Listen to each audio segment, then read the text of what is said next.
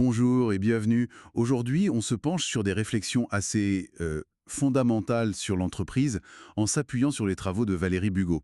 Face bon aux défis technologiques, l'IA notamment, et puis cette concentration des pouvoirs économiques qu'on observe, la question c'est comment repenser l'entreprise. Les sources qu'on a consultées suggèrent une nécessité de réforme assez radicale. Oui, tout à fait. L'analyse proposée, en fait, elle regarde comment l'entreprise, qui pourrait être un vecteur d'organisation humaine apaisée, disons, est parfois devenue ou perçue comme un instrument de prédation et de concentration de pouvoir, souvent un peu déconnecté des États et des citoyens aussi. Donc l'enjeu, c'est vraiment de savoir si une redéfinition juridique profonde pourrait réellement changer la donne, sur le plan économique, mais aussi social et politique. Alors justement, entrons dans le concret. Un premier point qui m'a marqué, c'est cette remise en cause du concept même de travail. Surtout avec l'IA qui arrive. Ça bouscule pas mal de choses. Ah oui, absolument. Valérie Bugeaud, elle insiste beaucoup là-dessus.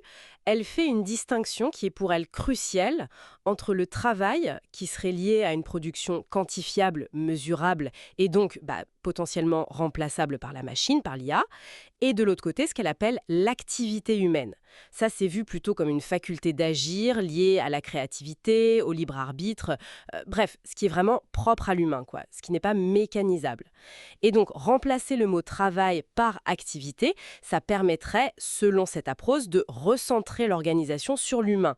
L'humain ne serait plus juste un salarié au service du capital, mais deviendrait un exploitant d'activité, c'est-à-dire quelqu'un qui participe volontairement à l'objet social. C'est intéressant comme perspective, ça change vraiment la relation au sein de l'entreprise.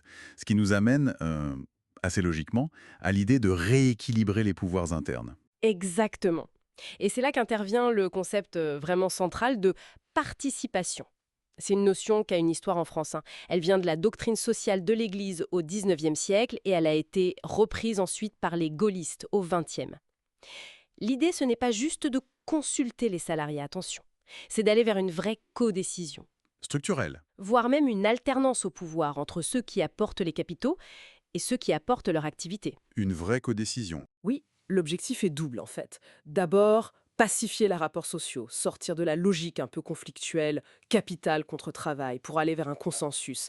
Et deuxièmement, améliorer l'efficacité économique au profit d'entreprises elles-mêmes et donc, in fine, de la collectivité. Et ça, les sources le distinguent bien de ce qu'on appelle aujourd'hui la société à mission. C'est différent. Ah oui, la distinction est très nette dans l'analyse présentée. La société à mission, bon, elle ajoute des objectifs sociaux ou environnementaux, mais sur la structure existante. Valérie Bugeaud, d'après ce qu'on lit, y voit un risque. Un risque de façade, en quelque sorte, ou même une contrainte qui, sous couvert de bonnes intentions, pourrait en fait renforcer la dépendance vis-à-vis d'agendas financiers globaux. On pense aux critères ESG, par exemple, imposés par certains fonds. Et ça pourrait potentiellement limiter la vraie liberté d'entreprendre. La participation, au contraire, ça vise un rééquilibrage du pouvoir qui est interne et structurel. C'est pas la même chose. D'accord. Mais alors, pour que cette codécision, cette participation fonctionne vraiment, j'imagine que la transparence est absolument clé. Comment on fait pour savoir qui décide quoi, qui bénéficie de quoi? C'est indispensable. C'est l'autre pilier fondamental de la proposition. Il faut supprimer l'anonymat capitalistique. Ah oui, l'idée est assez simple au fond. Savoir qui détient réellement les capitaux, qui sont les bénéficiaires finaux des décisions, des profits. Donc fini les montages opaques, les sociétés écrans, les fonds d'investissement où on ne sait pas qui est derrière. Chaque participant, qu'il apporte du capital ou son activité, aurait des droits et des devoirs clairs, inscrits dans des statuts qui seraient publics. Ça restaurerait une forme de responsabilité individuelle et collective. Et ça implique, d'après les sources, une entreprise qui serait aussi plus ancrée. Régulée au niveau national. Tout à fait. L'idée, c'est une entreprise de taille, disons, soutenable, ancrée dans une nation et soumise à la loi et au contrôle de l'État de cette nation. Ça vise clairement à contrer les stratégies d'optimisation, voire d'évasion fiscale, et cette déconnexion de certains grands groupes par rapport au territoire où ils opèrent réellement. C'est vu comme un moyen de redonner aux États une prise sur leur économie. On sent bien que cette refonte de l'entreprise, c'est pas juste une mesure technique.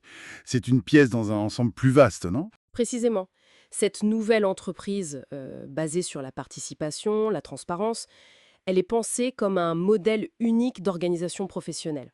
Elle remplacerait toute la multitude de formes qu'on connaît aujourd'hui, les sociétés commerciales, les associations, etc. Et sa finalité première ne serait plus l'enrichissement illimité, mais plutôt la contribution au développement de la société politique, du bien commun national en quelque sorte. Donc oui, ce changement de paradigme économique, il est présenté comme absolument indissociable d'un changement de paradigme juridique et politique beaucoup plus large. C'est là qu'intervient ce projet Révolu Droit, qui est mentionné dans les sources. Exactement. Révolu Droit, c'est le nom qui est donné au projet plus global de réorganisation des institutions que propose Valérie Bugeaud. Il vise, entre autres choses, à déconcentrer les pouvoirs, notamment en réorganisant l'État autour de ce qu'elle appelle des groupements d'intérêts, censés représenter plus fidèlement les différentes forces de la nation. Et la réforme de l'entreprise, c'en est une composante essentielle. C'est le socle économique, si on veut, de cette vision politique renouvelée. Donc, si on résume un peu, les idées fortes qui ressortent, c'est redéfinir l'apport humain comme une activité créatrice, pas juste du travail. Instaurer une vraie codécision via la participation, exiger la transparence sur qui détient quoi et qui profite de quoi pour plus de justice sociale, et enfin, réintégrer l'entreprise dans un cadre national régulé au service de la collectivité. C'est tout à fait ça. Et la réflexion finale que ces sources nous invitent peut-être à avoir, c'est celle-ci. Si l'entreprise était effectivement redéfinie comme ça, pour équilibrer structurellement les intérêts du capital et de l'activité, et si la transparence rendait impossible ou très difficile la captation anonyme des richesses et ses stratégies d'optimisation fiscale à grande échelle, quel impact ça aurait sur le fonctionnement qu'on connaît aujourd'hui du marché international des capitaux et sur la capacité réelle des États à façonner leur propre destin économique? C'est une question qui reste ouverte.